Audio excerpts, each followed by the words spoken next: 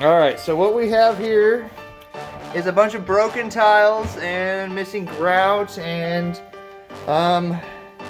we have failed tile. And the reason why we have failed tile is because the tile backer was not ever mortared on.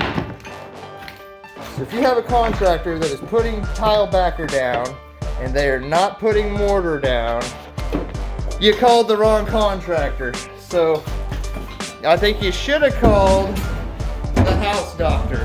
Boom, this guy.